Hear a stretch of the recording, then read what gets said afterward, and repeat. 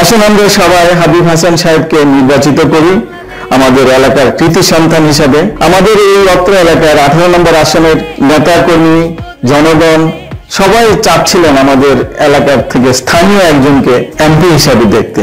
আলহামদুলিল্লাহ আমরা পেয়েছি, তার জন্য প্রধানমন্ত্রী শেখ হাসিনাকে আমরা আন্তরিকভাবে ধন্যবাদ জানাচ্ছি। আমরা ভোটের দিন আমরা কেউ ঘরে বসে থাকবো না। ভোট কিন্তু সহজ হবে না, মনে করবেন যে আমরা জিতে যাব। 12 নভেম্বর যেহেতু নির্বাচন আর কয়েকদিন বাকি আছে, আমরা বসে থাকবো না।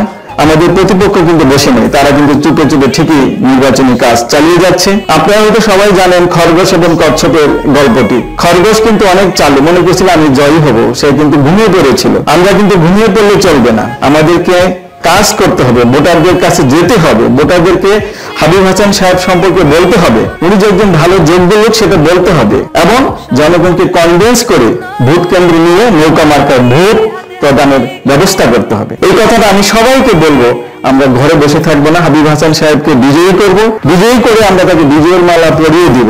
আমরা ইনশাআল্লাহ তার জন্য দোয়া করব, দোয়ার পাশাপাশি আমরা কাজও করব। ধন্যবাদ সবাইকে।